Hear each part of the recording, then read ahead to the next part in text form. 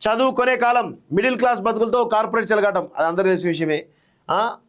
అది ప్రభుత్వాలు ఈ శ్రీ చైతన్య కార్పొరేట్ విద్య పైన కానీ కార్పొరేట్ వైద్యం పైన కానీ నియంత్రణ కోల్పోతా ఉంది ప్రభుత్వం. సో నియంత్రణకు తీసుకుంటే చాలా విషయాలు ఉంటాయి. ఇప్పుడు యశోదాకి వందల వేల కోట్ల విలువైనటువంటి భూమి హైటెక్ సిటీలో ఇచ్చింది గత ప్రభుత్వం. వాడు ఏమైనా పేద ప్రజల కోసం ఏమైనా వేస్తున్నాడా అంటే ఏదీ లేదు. ఒక్కొక్క దుర్మార్గం చూస్తా ఉంటే నా కళ్ళ ముందు చూస్తూ ఉన్నాను. నేను రీసెంట్ కూడా యశోద హాస్పిటల్ పోయినా, ఎంత దారుణంగా అంటే ఆస్తులు అమ్ముకొని డబ్బులు కడతా ఉన్నారు.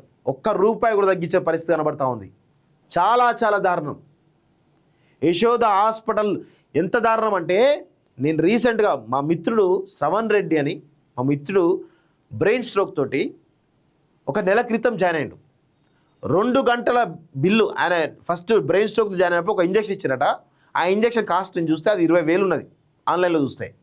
వాళ్ళు ఆ 2 గంటల పాట వాళ్ళు చేసినటువంటి ట్రీట్మెంటు 4 లక్షల రూపాయలు, అక్షరాల 4 లక్షల రూపాయలు. ఆ తర్వాత ఆయన నెల రోజులు అక్కడ దాదాపు 35 లక్షల బిల్ అయింది. 35 లక్షల దగ్గరగా 30 నుంచి 35 లక్షల బిల్ అయింది నెల రోజుల్లోగా. ఒక నెల రోజులు కాదు, 25 రోజుల్లో అయిన బిల్ ఎంత తెలుసా? 30 నుంచి 35 లక్షల బిల్ అయింది. ఎక్కడి నుంచి తీసుకురాలి? ఒక మిడిల్ క్లాస్ ఫ్యామిలీ 35 నుంచి 30 లక్షల రూపాయలు ఎక్కడి నుంచి కట్టాలి? పాపం ఆయన బతికిచ్చిర్రా అంటే అది లేదు. ట్రీట్మెంట్ 30 లక్షలు తీసుకొని శవాన్ని వాళ్ళకి ఇచ్చిర్రు. ఎంత దారుణం! కనీసం ఏమైనా డెడ్ బాడీ ఇచ్చినప్పుడు ఏమైనా తగ్గించారా అంటే ఏమీ తగ్గలేదు. ఎంత దారుణంగా ట్రీట్మెంట్ జరుగుతుంది ఇక్కడ ఉన్నటువంటి.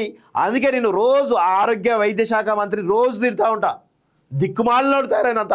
గతంలో హరీష్ రావు కావచ్చు, గతంలో ఉన్నటువంటి వాళ్ళందరూ కూడా ఎవ్వరు ఒక నియంత్రణ తీసుకురాలి కార్పొరేట్ వైద్యం పైన.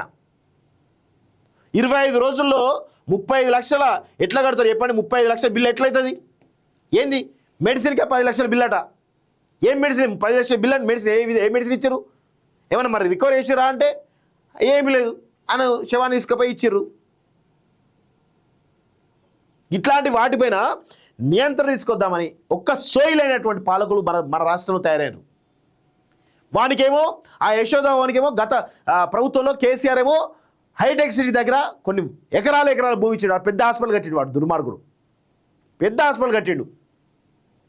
తాగరా మొత్తం 2 తెలుగు రాష్ట్రాల ప్రజల రక్తాన్ని తాకుంటా ఉన్నారు ఈ కల్వకుంట్ల కాలకీలు, వాళ్ళకి సంబంధించినటువంటి వీళ్ళందరూ కూడా. దుర్మార్గమైనటువంటి విషయం జరుగుతూ ఉంది. దుర్మార్గంగా దోచుకుంటా ఉన్నారు. ఇప్పటికైనా కానీ పాలకులు దానికి ఇమ్మీడియట్గా దానికి లైసెన్స్ ఇస్తారా లేకపోతే ఏమి ఇచ్చారో క్యాన్సిల్ చేయండి. ఇట్లాంటి దుర్మార్గులు వందల వేల కోట్ల రూపాయలు ప్రభుత్వం ఇవ్వాలి, వాడేమో లక్షల రూపాయలు. అటు డబ్బులేమో అట్లా పోతాయి, భూముల రూపాయలు పోతాయి, ఇట్లేమో ఈ రూపాయలు పోతాయి. ఎంత దారుణంగా చూడండి. చాలా చాలా చాలా దారుణంగా కార్పొరేట్ విద్య. నిన్న మనం చూసినాం కదా శ్రీ చైతన్య పైన మా దానిలో వీడియో పెట్టిన చూడండి ఒకసారి. అమ్మాయిల హాస్టల్స్లోకి మగ ప్రిన్సిపల్ అర్ధరాత్రి పోయి డోర్లు వెళ్తూ ఉన్నారట. బాత్రూమ్ సరిగ్గా లేవు. ఎవడు పట్టించుకోవాలి?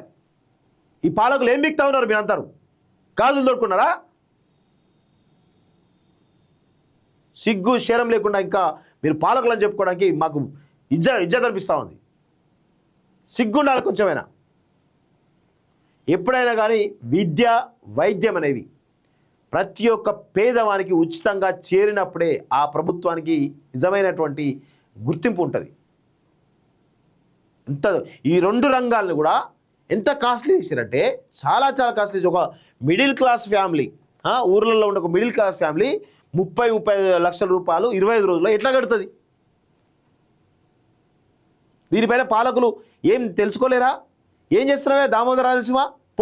పోయి హాస్పిటల్ ఎంక్వైరీ అయిపో. అన్ని హాస్పిటల్ ఏదో పైన ఏం ముద్రిద్ర పోతున్నావా? వీటిపైన చర్యలు తీసుకొని దమ్ము లేదా నీకు? ఒక మంత్రిగా ఉన్నావు కదా, దమ్ము చేయి, ఎంక్వైరీ అయ్యి మొత్తం అన్నీ వాళ్ళు ఏం చేస్తున్నారో అన్ని ఎంక్వైరీ అయ్యి ఒక ఎంక్వైరీ కమిషన్ వేసి వాళ్ళ మొత్తం అన్ని గుట్టు తెలుసండి. ఇట్లాంటి దారుణాలు మన తెలుగు రాష్ట్రాలలో. విదేశాల్లో ఉన్నత విద్యను చదువుకోవాలని అనుకుంటున్నారా? అయితే వెంటనే ఫ్లైగ్రాడ్ ఓవర్సీస్ ఎడ్యుకేషన్ కన్సల్టెన్సీని సంప్రదించండి. మీ విదేశీ కలలను సాకారం చేసుకోండి. ఫ్లైగ్రాడ్